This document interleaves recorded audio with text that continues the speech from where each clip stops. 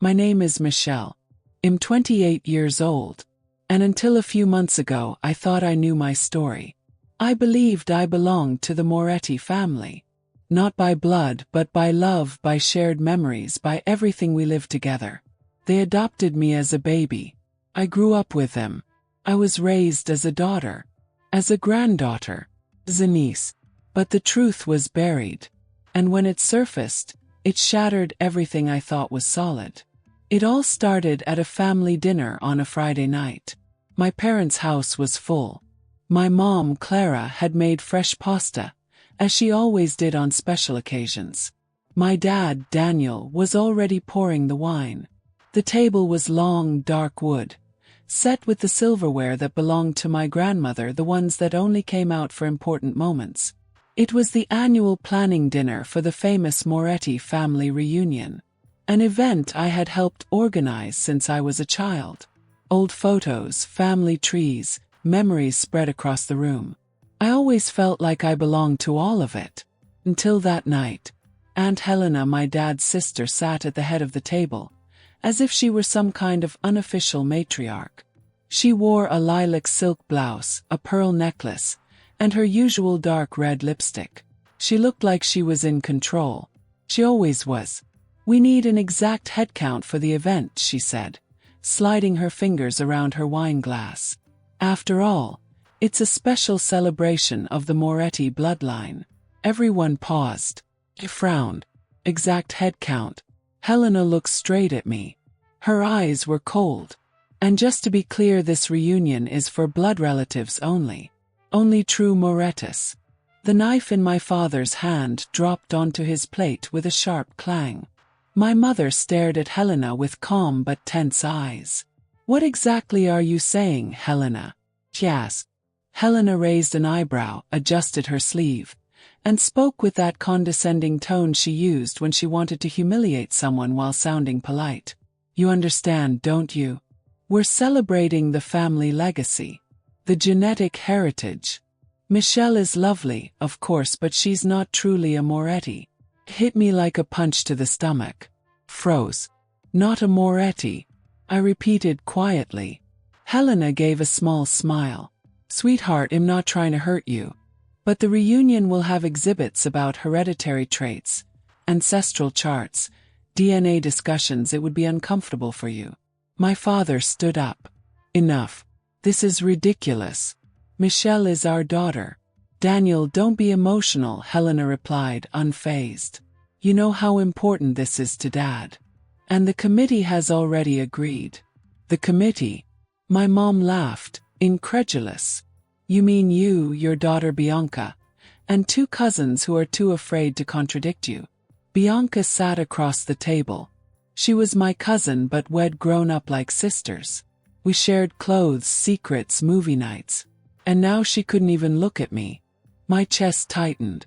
"If Michelle isn't welcome, then none of us will attend," my dad said. "Daniel, you're the eldest son. You have responsibilities. Clara is helping Dad with the photos. And Michelle, she needs to understand the world doesn't revolve around her." That's when I stood up. "Don't worry about me. I'd never dream of staining the noble Moretti lineage with my adoptive presence." My voice was steady, even with the lump in my throat. My mom stood as well, reaching for me. "Sweetheart, wait." But I was already at the door. I turned and said, "And just so we're clear, I'm going to that reunion. Grandpa deserves to see his whole family, including the real one by Helena's standards." Driving home, the silence in the car was unbearable. Outside, the city buzzed with lights and life. Inside me, everything was falling apart. I thought about all the times Helena treated me like a stranger. That Christmas when she gave pearl necklaces to all the granddaughters except me. The way she always introduced me as my brother Daniel's adopted daughter. Never just my niece. But it wasn't just contempt. There was something else. Fear. Urgency. Like she was hiding something. The next morning, I woke up with a specific image in my head, a Polaroid from a family picnic that had always caught my attention. One summer before my adoption. I wasn't in the picture, of course. But Helena's body language had always felt off. I called in sick, said I had a migraine, drove to my parents' house. I knew my mom would be at the hospital, and I still had a spare key. The photo boxes were on the dining room table. I sat on the floor and started digging. I found the image in minutes. Summer 1994. 3 months before I was born. Everyone was smiling, relaxed, holding disposable plates on their laps, picnic blankets scattered across the lawn. Except Helena. She stood apart from the group, one hand over her stomach, wearing a loose dress, something completely unlike her style. Her face was turned away from the camera. The date stamp on the back read July 1994. She married Ricardo in December of that year. My heart started pounding. I was born in January 1995. I grabbed my phone, snapped a photo of the Polaroid, opened my laptop and started searching. Hospital records, old registries, local birth databases. After hours of research, I found it. Birth certificate. St. Agnes Hospital. January 15, 1995. Mother Jane Doe. Adoption closed. Medical note: patient requested full confidentiality. Connected to hospital board member H. Moretti. My vision blurred. I went to a DNA testing website. Ordered a kit. That was it. I needed answers.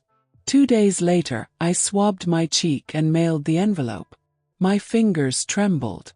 I kept thinking about how Helena had always shut down conversations about my birth parents. Everyone else in the family had asked me at some point if I wanted to find them. Everyone except her. As if she already knew. As if she feared what I might discover. The results came 5 days later. My heart was pounding as I opened them.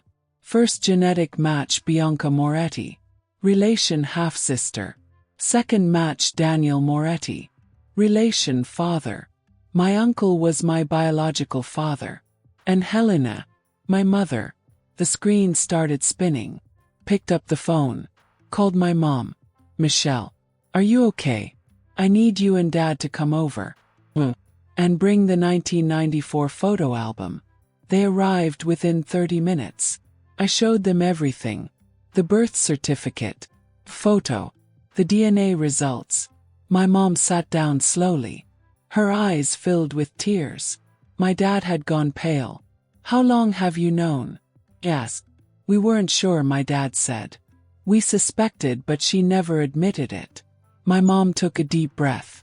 When we were chosen for the adoption, they told us it was a closed process. But the social worker slipped up, mentioned a family connection. And at the hospital we saw Helena. She said she was visiting a friend. But then she begged us not to say anything. Said it would destroy her marriage to Ricardo. And you agreed to that? Yes. We already loved you. And we were terrified that if we didn't agree, she'd change her mind. I stayed quiet for a while. You are my parents. You always will be. But now I need to do something. I looked at the invitation to the reunion. The heritage celebration. It was 2 days away. I'm going. And this time not as a fake Moretti, but as the daughter she tried to erase. The day of the reunion arrived. The farm was full. Kids ran across the yard. Cousins I hadn't seen in years stood chatting in groups. The smell of food in the air was comforting, but the weight in my chest never left. On the porch, a stitched banner read "Welcome, Moretti family." It was in Helena's handwriting. You saw us. Walked toward us, stiff and cold. I thought we'd settled this, Michelle. This event is for blood relatives. Smiled. Cold and sharp. How perfect for you to say that, Mom. The glass in her hand slipped through her fingers. It shattered on the wooden steps.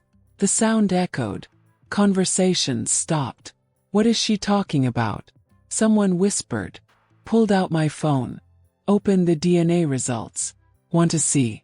I'm the daughter of Daniel Moretti and Helena Moretti. Helena turned pale. This is a violation of privacy. Privacy. You hid me like a stain for nearly 30 years. Treated me like I wasn't worthy to be here. Keep your voice down. He hissed. Why, isn't this reunion about family history? Then let's share this chapter too. I turned to the crowd. Helena got pregnant at 23. She hid the pregnancy and gave her daughter me to her own brother to raise.